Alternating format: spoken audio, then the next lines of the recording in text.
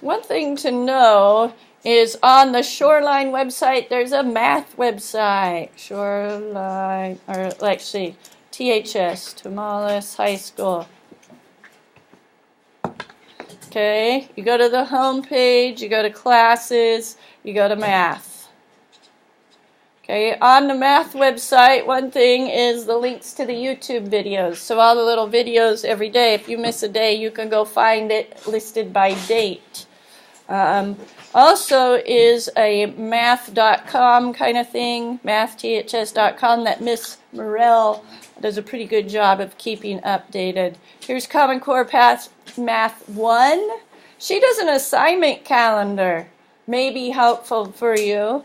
She and I are on the same page, so she posts assignments on the calendar. If you miss a day, one thing I try to do is get it on Aries as soon as possible, which some weeks are better than others.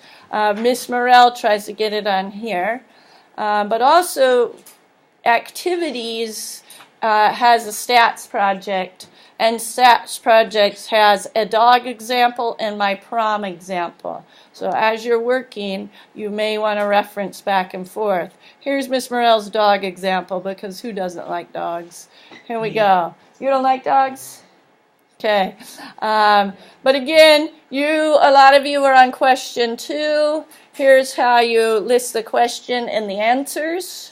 Here's a scatter plot. One way to do it is on Google Sheets. Another way is on this graphing calculator, but you should be analyzing it. See all this in yellow? It's talking about moderate positive association. Okay. Linear regression model. You're going to use your calculator to find your linear regression equation, and then you will talk about what that means. A 0.8 R value means a linear model is appropriate. If you have something that's low, maybe it doesn't make sense to use a linear model. Maybe things are really scattered out, and this doesn't actually describe it. Now, here's her question 3. What type of dogs do you own? So this isn't a number answer. It's a category answer. She looked at lap dogs, hounds or terriers, Spitz or shepherds, or mutts. Okay? And you need to ask this question to a couple subgroups. She recorded males and females. Okay, so she asked people this question, and she made sure that when she was asking the question, each person she marked down, was this from a male, was this from a female? Okay, that's what you need for categorical data for question 3. The kind of categorical data I did on my prom example, prom, which, by the way, tickets are now on sale, still at the cheap price if any of you are going to prom. Okay, question 3.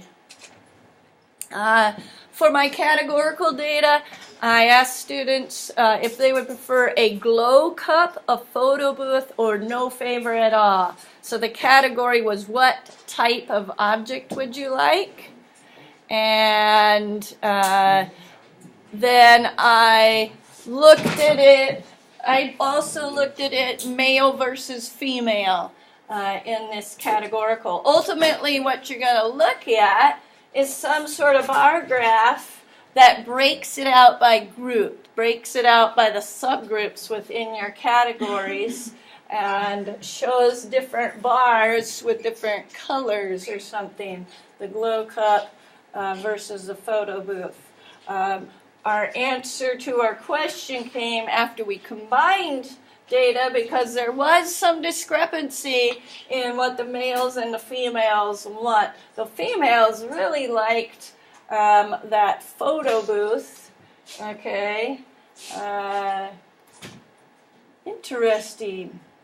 Why didn't we get a photo booth then? Because we ended up getting the Glow Cup, but our data would support photo booth. I think some of it comes down to price. Eventually, we figured out how much those photo booths cost. And we found a way to do our own photo booth with props rather than the little one you rent. Okay, so anyway, let's see. What are some of your things that you guys are working on?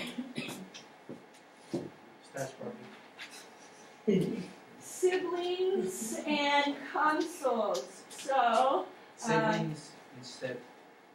What you yeah, we were doing you did consoles. For your next question, do you want to go more the sibling direction or the game direction?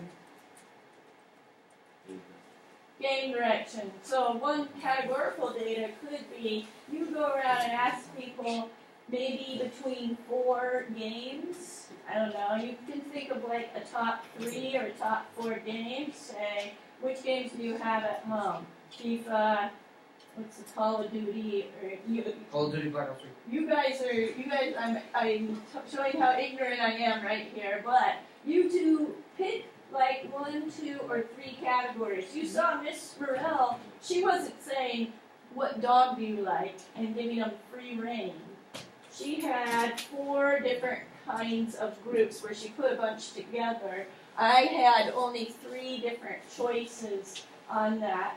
So you're asking them to choose between the categories, but you may make an effort to ask boys and girls. You may make an effort to ask people of different ages. Your category doesn't have to be male, female. It could be different ages. You may make an effort to find out where people live. Maybe you want to see whether people who live out in the country versus people who live in a town. There's something different, okay? So you got to think about the category and the subgroup that you're going to have.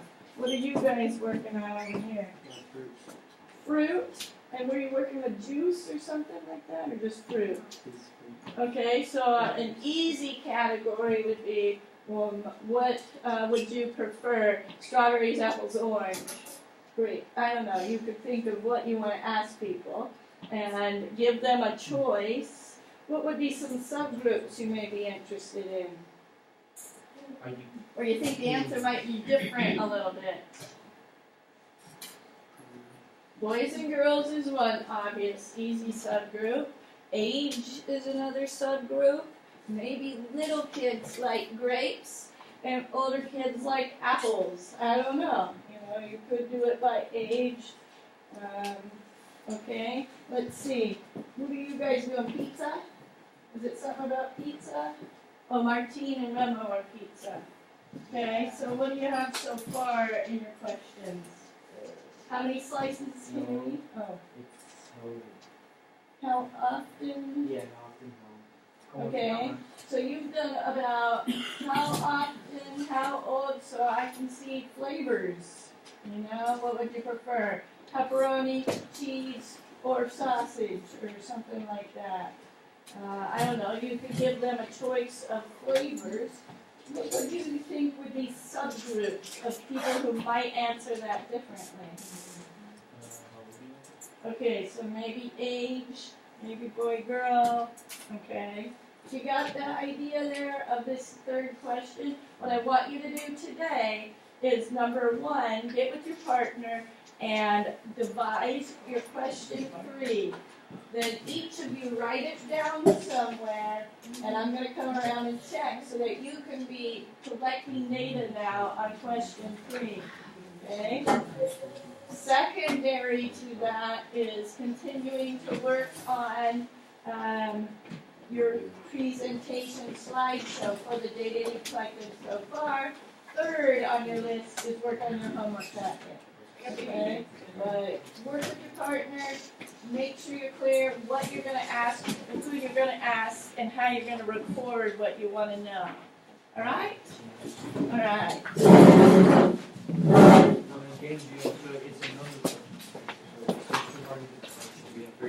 Okay, this